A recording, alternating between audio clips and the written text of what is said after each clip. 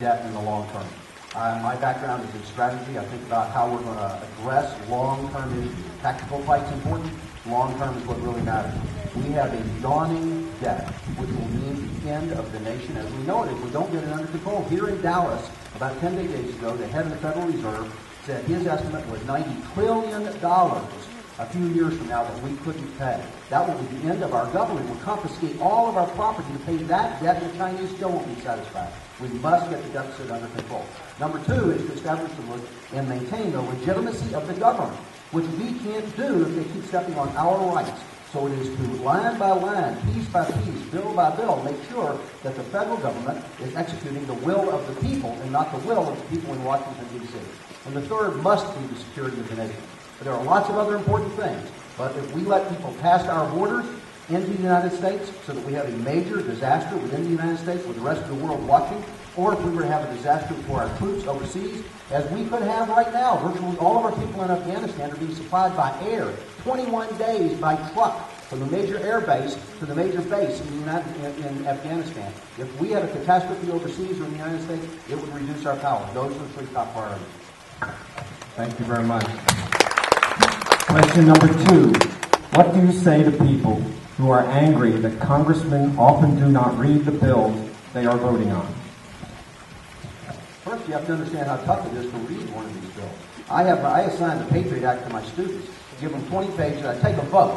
Who's for it, who's against it? Then I give them 20 pages, tell them, go home, come back next week, report on 20 pages of the Patriot Act.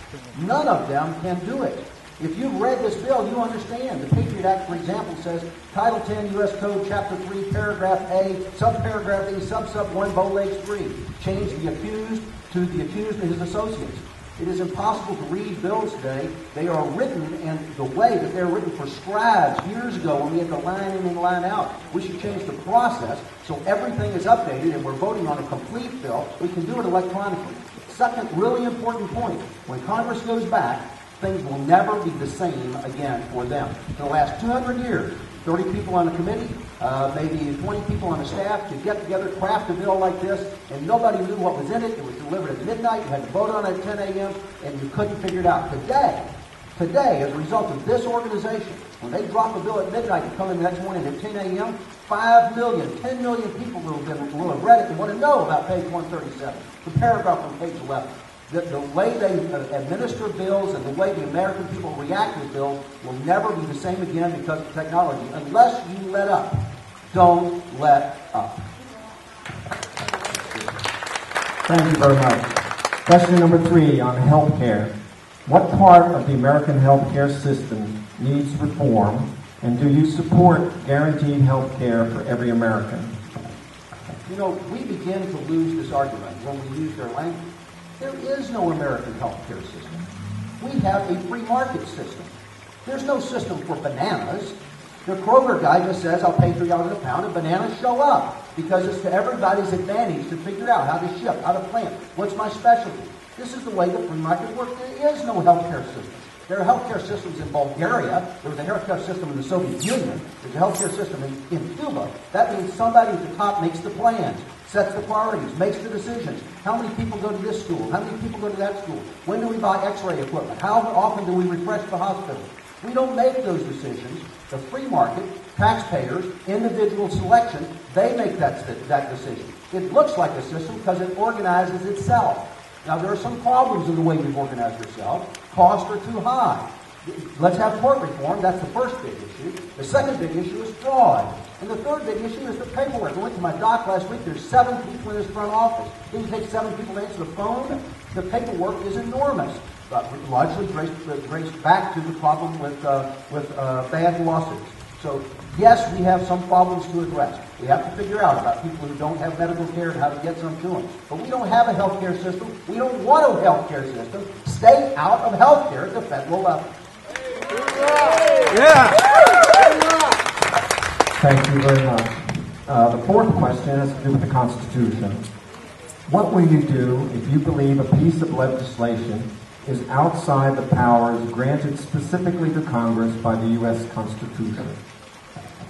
Look, for 30 years, 34 if you count West Point, I raised my hand and said I will support and defend the Constitution of the United States against all enemies, foreign and domestic. I did it 24 hours a day, 7 days a week, 365 days a year, except on weekends.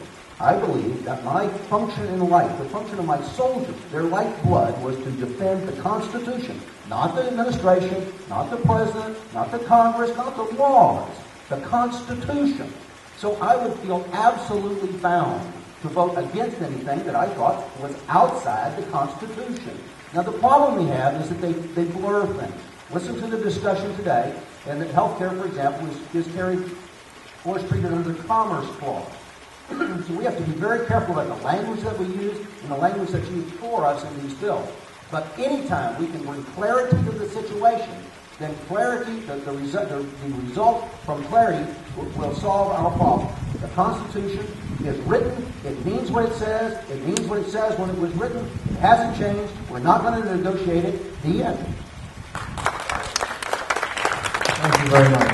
Appreciate it. The fifth question has to do with term limits. That was a fairly popular interest subject.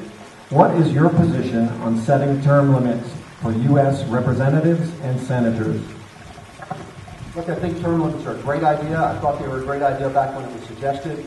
It is important to be realistic in politics and see what can you achieve. There is no groundswell in the United States right now for term limits. I wish there were. The problem is people don't think it can happen. You know, they are discouraged because we tried it once and it was defeated by the politicians in D.C.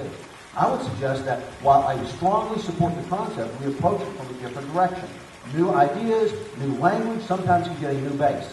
I would say let's start with this issue. No retirement for congressmen and senators. No retirement.